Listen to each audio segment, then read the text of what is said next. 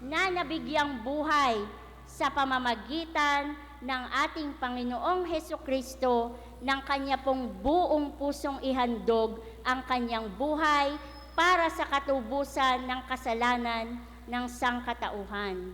Kasalanan ng sangkatauhan, kasama po tayong lahat doon. Kasama po tayo, ang ating mga anak, ang ating mga apo o magiging kaapu-apuhan pa, lahat po kasama sa katubusang yon. Ayon po kay Nate Barbour, isang minister sa Colombia, Bible writers used 4 different Greek words for love. Mahalaga na maunawaan natin, ano ba ang uri ng pag-ibig na meron sa aking puso? Ano ba ang pag-ibig na nararamdaman nyo sa inyong mga puso? Una po ay eros. Ito po ay isang physical, passionate love with sensual desire and longing, romantic, pure emotion without the balance of logic. Kalimitan po sinasabi yung love at first sight. Ang ikalawa po, philia. Ito naman po yung mental love.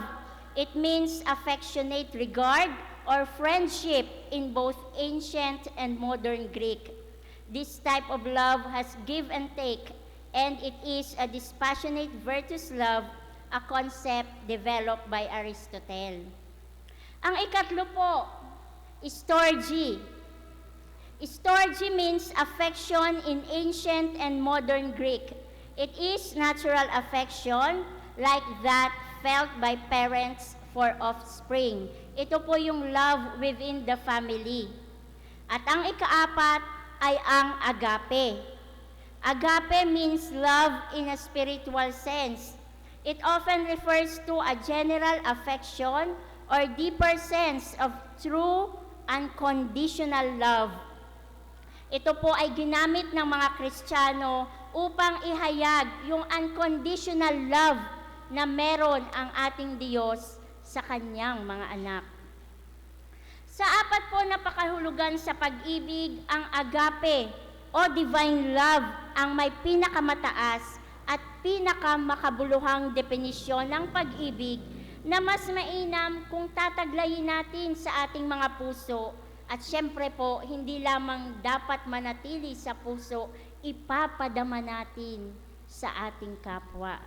Ipapadama po natin, ihahayag, ibabahagi. Agape love, unconditional love. Ang pag-ibig ng Diyos na nagbunsod upang patawarin ang lahat niyang mga anak at bigyan ng panibagong pagkakataon upang maging mas mabuting nilalang. Pinatawad tayo upang bigyan ng panibagong pagkakataon, another chance, a rare opportunity para po tayo'y maging mas mabuting tao, mas mabuting nilalang, mas mabuting kapatid sa iglesia, mas mabuting anak, mas mabuting ina, mas mabuting asawa, lahat na sa kabuuan, mas mabuting tao. Mula nga po ulit sa ating teksto sa Efeso, alisin na ninyo ang lahat ng sama ng loob, galit at puot. Huwag na kayong mambubulyaw, manlalait at mananakit ng damdamin ng inyong kapwa. Sa halip, maging mabait kayo at maawain sa isa't isa at magpatawaran tulad ng pagpapatawad sa inyo ng Diyos sa pamamagitan ni Kristo. Mga kapatid, ang pagpapatawad ay isang napaka-konkretong kapahayagan ng tunay na pag-ibig. Forgiveness, pagpapatawad, pag-unawa, ito po ay sama-sama. Tingnan po natin ang unang Korinto, chapter 13, verse 4-7. Tungkol po ito sa pag-ibig. At alam na ito ng bawat isa sa atin. Ang pag-ibig ay matyaga, magandang loob, hindi nananaghili, nagmamapuri, o nagmamataas. Hindi magaspang ang pag-uugali, hindi makasarili, hindi magagalitin, o mapagtanim sa kapwa.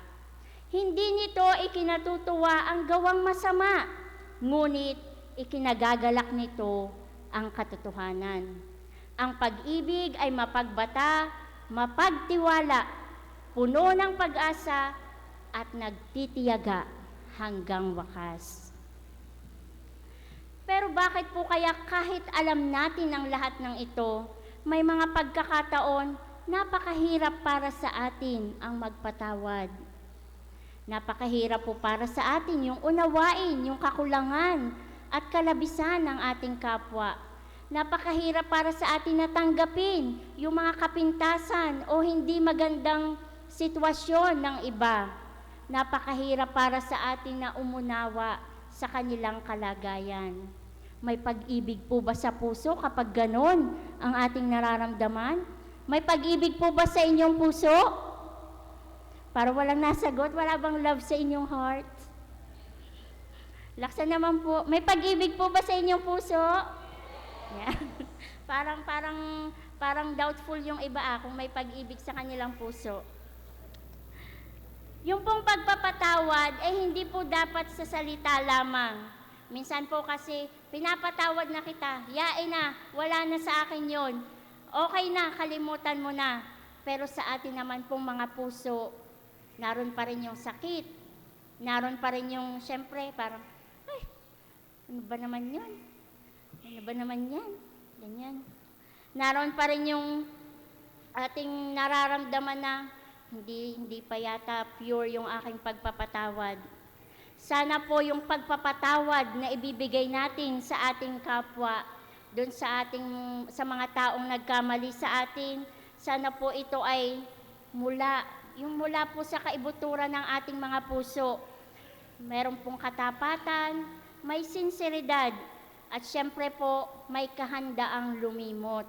May kahandaang palimpasin o palampasin kung ano man ang kanyang nagawa, at may kahandaang magbukas ng panibagong pagkakataon upang mas mapaganda pa, mas mapaigting pa yung samahan, yung ugnayan, yung relasyon sa pamilya man, sa komunidad, sa pinagtatrabahuhan, dito man sa ating iglesia.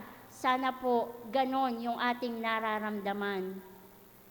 Ang sabi po ng ating Panginoon Diyos, ibigin mo ang iyong kapwa gaya ng iyong sarili. Isa itong panawagan. Panawagan po para sa lahat na nais ng ating Diyos na siyempre po ating isabuhay, ating gawin, ating ipadama sa ating kapwa. Meron pong ilang mga verses sa ating Bible na nagpapaalala mula po sa unang Juan, chapter 3, verse 11, ito ang aral na narinig na ninyo sa simula pa, mag-ibigan tayo. Bible na po ang nagsasabi. At kung pinahahalagahan natin ang sakripisyo ng ating Panginoong Hesukristo, sikapin natin na sa panibagong pagkakataon na meron tayo, yun nga po, tayo ay napatawad para magkaroon ng panibagong pagkakataon na ayusin ang ating mga buhay. Kaya po sa panibagong pagkakataon na meron tayo, sikapin natin o nararapat na wagas, tunay at may sinseridad ang pag-ibig sa ating mga puso. Naging malinis na tayo dahil sa ating pagsunod sa katotohanan, ano pat naghahari na sa atin ang tapat na pag-iibigan bilang magkakapatid. So ayon po yun kay Apostol Pedro, meron na nga palang pag-ibig sa ating mga puso. Ang kailangan na lang natin, paalabin natin. Kailangan nga, pagliyabin natin upang maging mas mainit, upang maging mas katanggap-tanggap, upang mas naroon yung pangunawa at yung ating pagbubukas ng ating mga sarili sa mga taong, syempre, yung hindi natin nakakasundo o nagkakaroon tayo ng hindi magandang sitwasyon o kalagayan. Gayon din po maging si Apostol Pablo sa kanyang ikalawang sulat sa mga taga-Korinto, ipinakikilala kong ako'y lingkod ng Diyos o tayo ay lingkod ng Diyos sa pamamagitan ng malinis na pamumuhay, kaalaman, pagpapahinuhod, kabutihang loob, ganon din sa sa pamamagitan ng Espiritu Santo at tapat na pag-ibig. At sa unang Juan chapter 3 verse 18, mga anak, huwag tayong umibig sa pamamagitan ng salita o wika lamang. Ipakita natin ang tunay na pag-ibig sa pamamagitan ng gawa. Madali nga pong sabihin, I love you, mahal kita, mahalaga ka sa akin. Kahit sino kaya itong sabihin, kahit maliit na bata. Pero ang tanong po, ano yung nararamdaman natin sa ating mga puso? Tunay ba yung sinasabi nating mahal kita kapatid? Tunay ba yung sinasabi nating mahalaga ka sa akin kapatid? Tunay ba yung sinasabi nating kaya kitang unawain kapatid? Kaya kitang patawarin kapatid?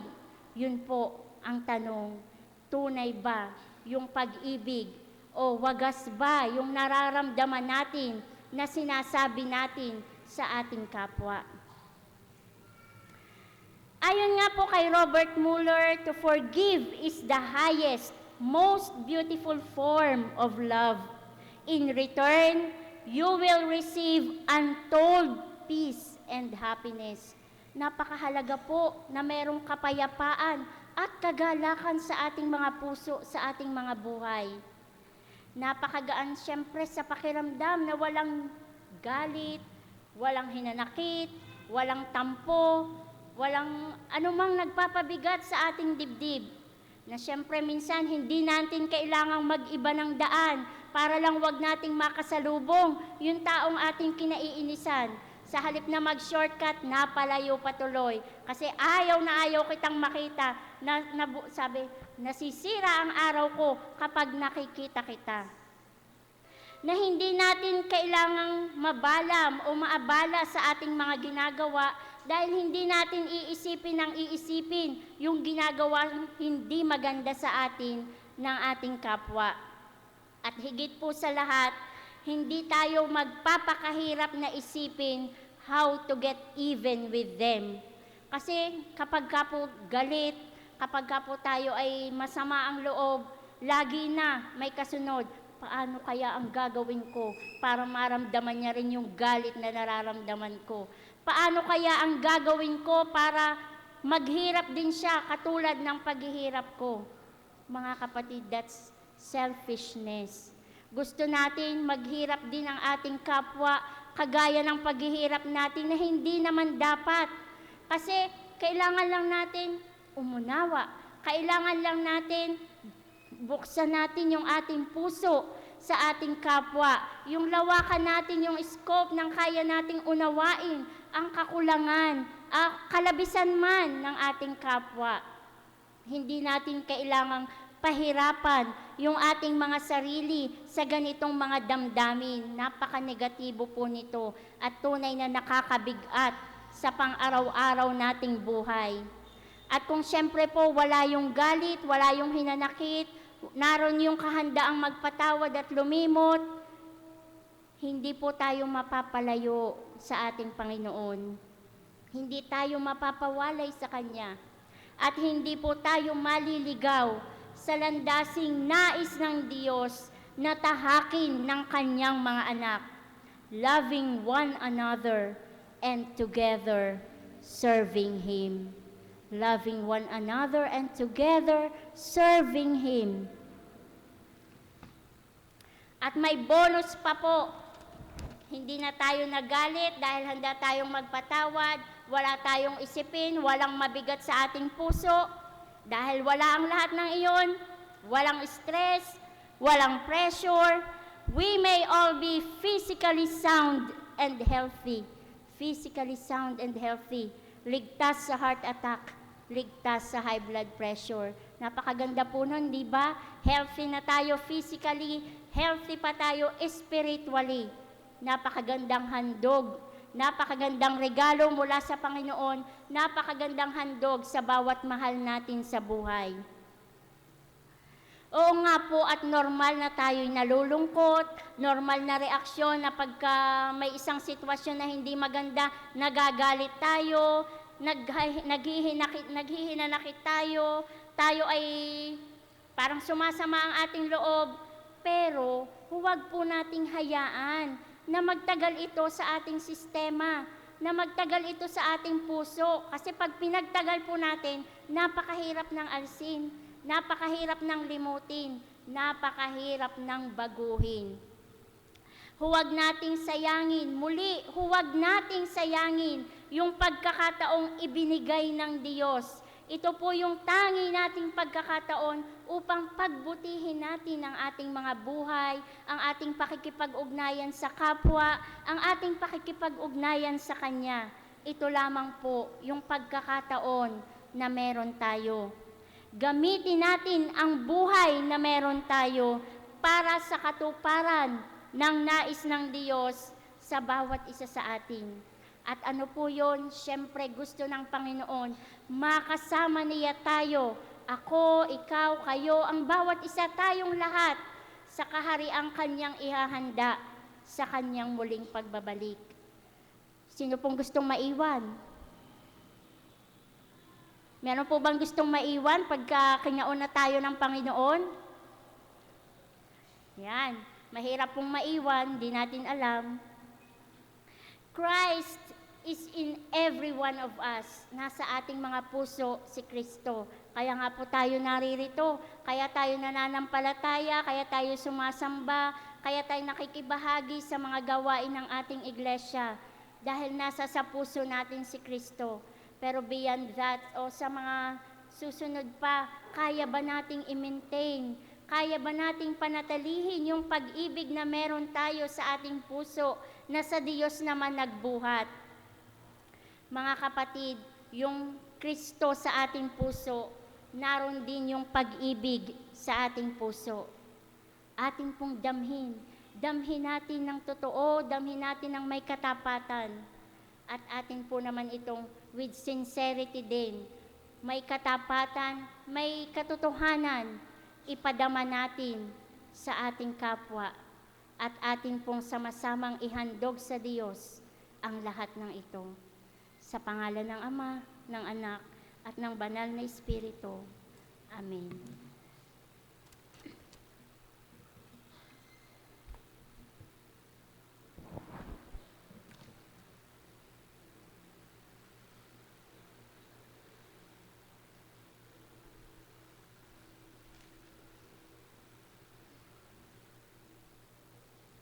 Tayo po ay tumayo at atin pong sabay-sabay na sambitin ang kapahayagan ng ating pananampalataya. Sumasampalataya kami sa Diyos na makapangyarihan sa lahat, lumalang ng langit at lupa, at sa Diyos na patuloy na nakikiisa sa ating kasaysayan at buhay, sa Kanya na nagkatawang tao sa pamamagitan ni Hesukristo, upang ang sangnilikha ay magkaroon ng pag-asa at kaayusan, at sa Kanya nakapangyarihan sa pamamagitan ng banal na Espiritu, upang magsilbing kalakasan ng mga aba at nagdurusa, at kasiglahan sa lahat ng mananampalataya upang magpatotoo ng ganap. Sumasampalataya kami na ang sambahayan ay tinawag at pinabanal ng Diyos upang maging alulod ng Kanyang pag-ibig, kaayusan at kapayapaan sa pamayanan. Ito ay tinawag upang mamuhay ng mapayapa kasama ng Kanyang kapwa at ng sangnilikha upang magpatotoo para sa kaganapan ng kaharian ng Diyos na puspos ng pag-ibig at katarungan. Sa iisang Diyos Ama, Anak at Banal na Espiritu, kami ay ganap na sumasampalataya. Amen.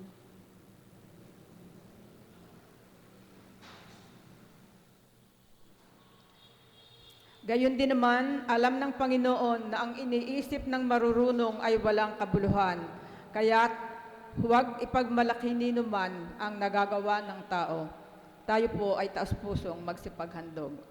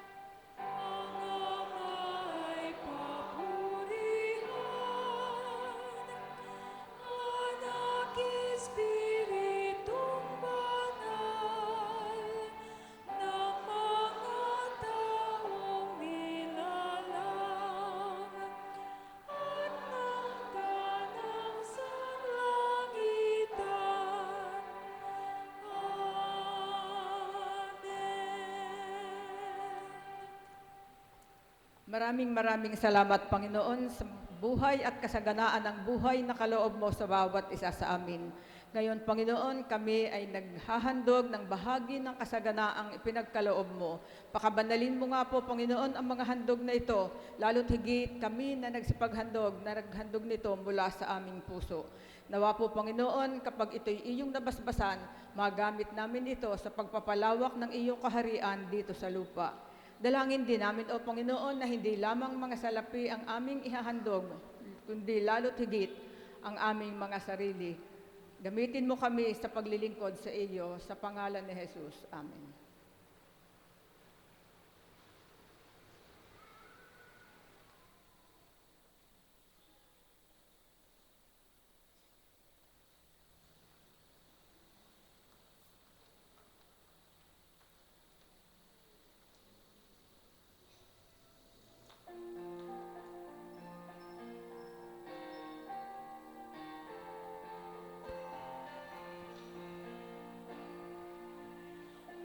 Lapit na sa tagapagligtas at siyang nagtuturo ng landas.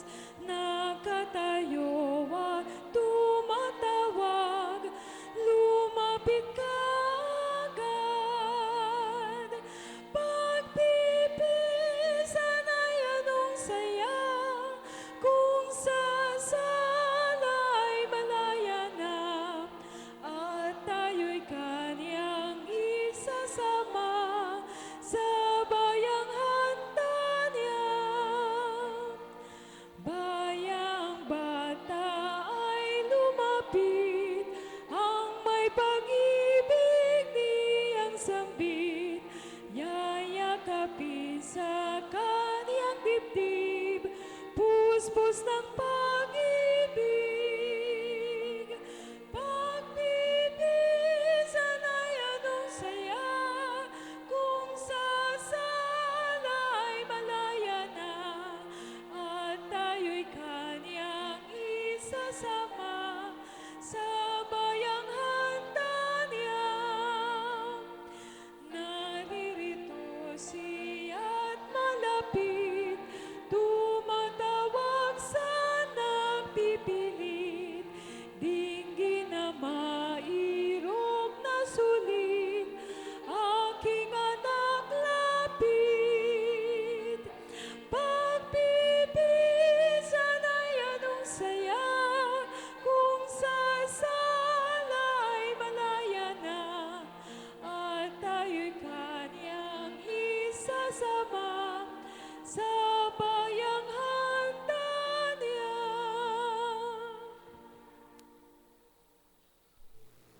Natapos nga na naman, O Diyos, ang isa naming pananambahan, alay namin sa iyo. Ngunit hindi rito, O Diyos, natatapos ang aming paglilingkod. Bagkus kami ay lalabas ng bahay-sambahang ito upang patuloy kang paglingkuran sa pamamagitan ng paglilingkod namin sa aming mga kapwa.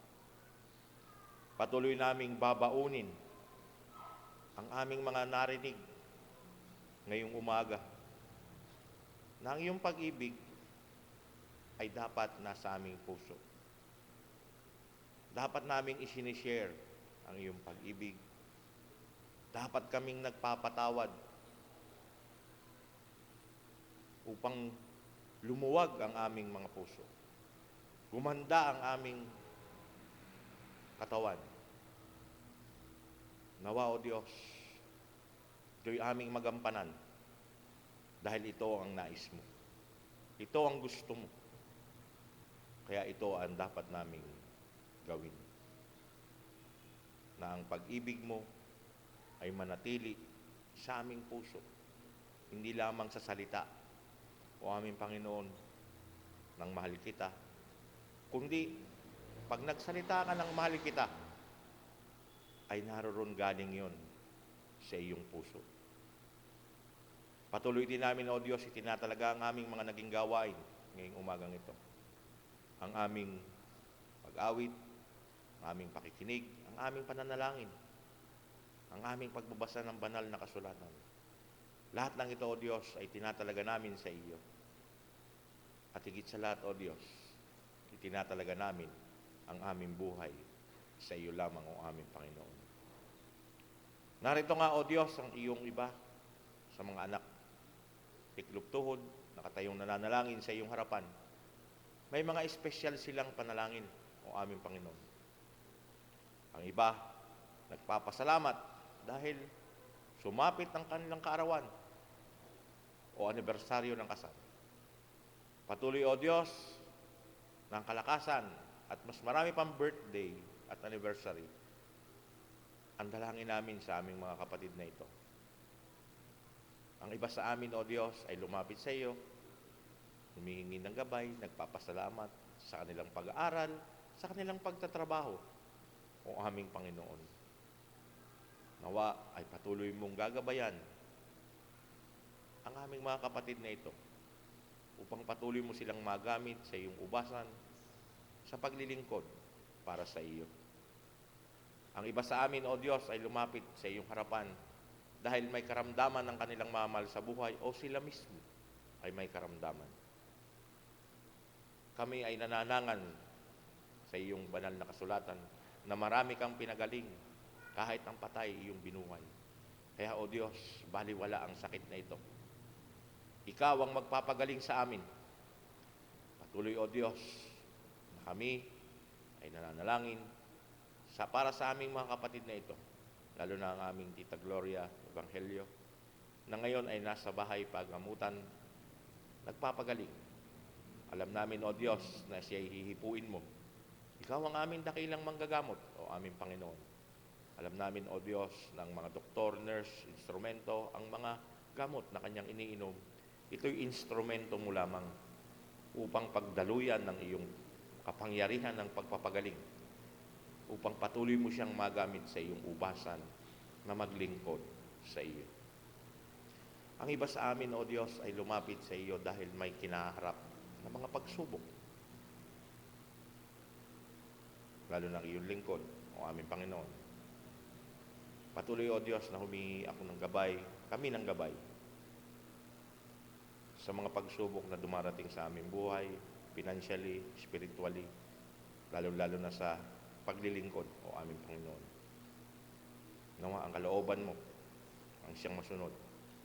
Nawa ang kalooban mo ang siyang masunod sa lahat ng aming mga ginagawa. Paglilingkod man, pagtatrabaho man. Patuloy, O Diyos, na ikaw ang manguna sa amin. Ang iba sa amin, O Diyos, lumapit dahil sila ay nagpapasalamat, na sila ay malakas pa. Sila ay nagpapasalamat at humihingi ng gabay sa iyo sa araw-araw nilang buhay, O aming Panginoon. Alam namin, O Diyos, na hindi mo kami pababayaan, na ibibigay mo sa amin ng aming mga dalangin. Dahil ayon sa nasasaad sa banal na kasulatan, hindi pa man namin tapos sambitin ang aming mga dalangin, ang aming mga hinaing. Ito ay iyon ang tinutugon kung ito ay ayon sa iyong kalooban. Patuloy nga, O Diyos, sa pangunahan mo ang iba pa naming mga gawain ngayong maghapong ito. Patuloy mga, O Diyos, na pangunahan mo ang banding ng mga pamilya, ang pagsasama-sama ngayong buong araw na ito. Dahil itong araw na ito ay handog namin para sa inyo. Ito ay Family Day, O aming Panginoon. Sa amin nga pong pansamantalang pag-iwahiwalay mula sa isang makabuluhan, masaya na pananambahan, nawa ay igawad mo sa bawat isa sa amin ang iyong walang hanggang pag-ibig, pagpapala at basbas na babanggitin ng iyong abang lingkod. Unang-una na sa mga kapatid na lumapit, tiklop-tuhod, nakatayong nananalangin sa iyong harapan. Pagpalain kayo ng Panginoon at ingatan kayo. Paliwanagin ng Panginoon ang mukha niya sa inyo at mahabag sa inyo. Ilingap ng Panginoon ang mukha niya sa inyo at kanyang tutok din lahat-lahat ng ating mga hinihiling at panalangin. sapagkat mahal na mahal tayo ng ating Panginoong Heso Kristo. At sa ating lahat, tanggapin natin ang pag-ibig, pagpapala ng isang Diyos. Ang Diyos Ama, ang Diyos Anak, at Diyos Espiritu Santo, mula ngayon at magpasawalang hanggan. Amen. Amen. Amen. Amen.